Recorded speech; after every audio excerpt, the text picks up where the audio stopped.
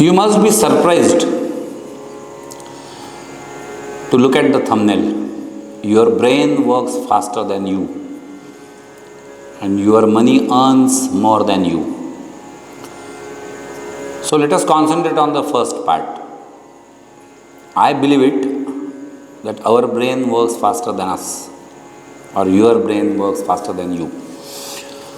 अब ये थोडा कॉन्ट्राडिक्टरी स्टेटमेंट ऐसा लगता है की आमचा ब्रेन आमच्यापेक्षा फास्ट काम करतो म्हणजे आम्ही वेगळे आहे का, किंवा काय आमचा मेंदू वेगळा आहे का, आमचा ब्रेन वेगळा आहे का.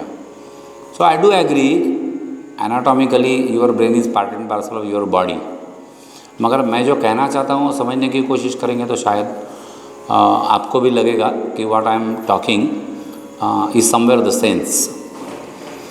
What I mean to say कि brain works faster than you means when suppose I was 3 years old, I had a brain and that is the same brain.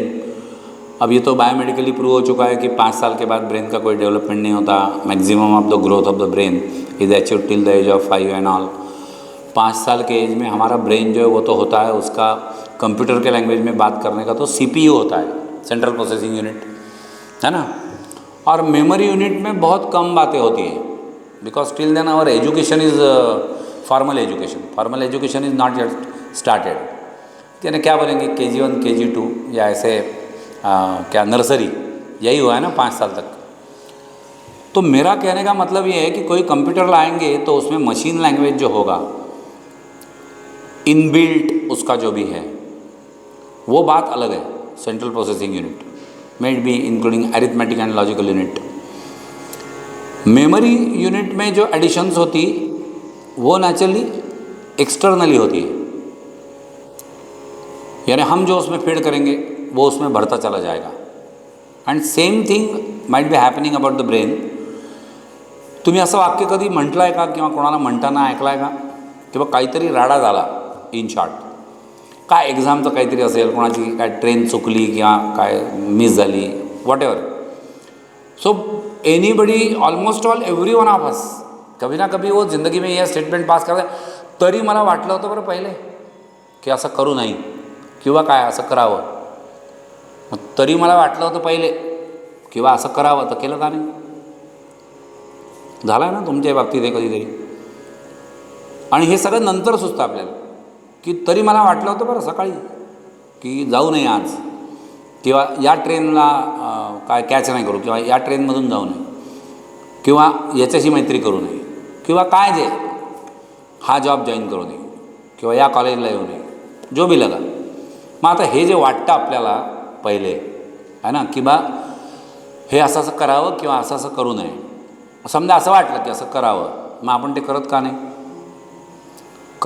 याचं कारण काय आहे, याचं कारण आपलं मेमरी युनिट जे आहे ना ते मध्ये येतं, आपलं ॲनालिटिकल टेंडन्सी जी आहे ती मध्ये येते, आपल्या जवळचा डाटाबेस जो आहे तो मध्ये येतो. कारण आपण शिकलो, आपण क्वालिफाईड झालो, आपल्याला काम पडलं, ते एक्सपिरियन्स झाला, आणि हे सगळं गोळा झालं म्हणजे आपण फारच काही तुर्रमखा झालो असं आपण समजायला लागतो. असं म्हणतात ना की बा काही काही लोक बा घाई नको करू, पूर्ण विचार करून पूर्ण विचारांती मग निर्णय घ्यावा. So think more and more holistic approach. याला शब्द खूप मोठे मोठे. बेसिकली प्रॉब्लेम काय आहे की जे काय चाललं आहे त्याच्यात काय करावं हे brain processes the information too fast. वो बहुत फास्ट उसको प्रोसेस करके वो उसका जवाब जो है वो फेंक देगा कि यार ये इट इज़ लाइक दिस, ऐसा करना चाहिए.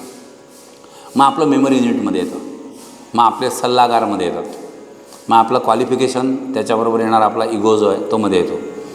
And then we create the obstacle. No, काही करू नका, let me think, let me analyse and then I will take the decision. जेवढा माणूस जास्त क्वालिफाईड तेवढा त्याचा डाटाबेस मोठा, आणि जेवढा त्याचा एक्सपिरियन्स जास्त तेवढी त्याची ॲनालिटिकल ॲबिलिटी, म्हणजे फार रफ भाषेत सांगितलं झिलप्या झाडण्याची प्रवृत्ती ही नॅचरली मोठी. ते सगळं झाल्यानंतर आपण डिसिजन घेतो, आणि मग ते डिसिजन भसकतं, आणि मग त्याच्यानंतर आपण म्हणतो की तरी मला पहिले वाटलं होतं बरं की असं करू नये. हे पहिले आपल्याला वाटवून देणारं काय असतं, मला असं वाटतं that is a message passed on from your brain और by your brain to you, that this is the right approach, this is the solution for the problem. ये ऐसा करना चाहिए या ये ऐसा नहीं करना चाहिए. You can call it as instinct, instinctive म्हणतो की नाही आपण तसं instinct. You can call it as intuition, स्पिरिच्युअलिटीच्या अँगलने गेलं तर काय करताना intuition. Sixth sense, you can call it a gut feeling, नाम क्या देना है आप दे दो. मगर कई बार ये हमारा अनुभव है कि ये जो first hand immediate in fraction of the second पापणी लवायच्यात जे आपल्याला स्ट्राईक झालेलं असतं ते डिसिजन परफेक्ट असतं आणि मग आपणच ते भसकवतो आपल्या डाटाबेसमधून, आपल्या ॲनालिटिकल ॲबिलिटीमधून 4 लोकांची चर्चा करून, कंसात नॅचरली अनावश्यकपणे, आणि नंतर ते भसकतं. So follow your instincts boss. अपनी अपनी जो इंस्टिंक्ट है ये कहीं ना कहीं रिकॉर्ड करना सीखो, ये कहीं ना कहीं उसकी बात सुनना सीखो आणि त्या इन्स्टिंक्टला फॉलो करणं किंवा इन्स्टिंक्टला चेस करणं जे हे शिका. हे जर झालं तर मेड बी कि आधे प्रॉब्लम शायद आएंगे ही नहीं. If you are more patient about what is the first hand answer, जैसे कॉम्पिटिटिव एग्जाम्स अगर आपने दिया तो कई बार ये लॉजिकल रीजनिंग के सेक्शन में हो जाता है.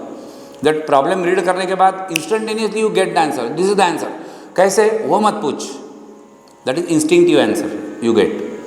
तो ये इंस्टिंक्ट को रीड करना सीखो, ये इंस्टिंक्ट को रिकॉर्ड करना सीखो और ये इंस्टिंक्ट को चेस करना अगर सीखो तो शायद कुछ ना कुछ एडिशनल हेल्प जो है वो हमको मिलेगा.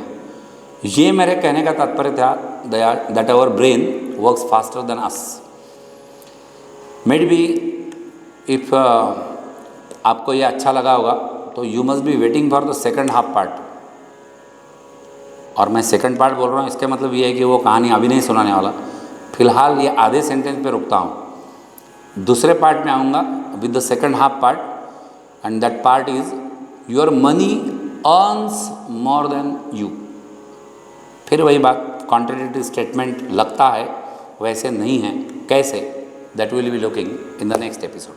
Thank you.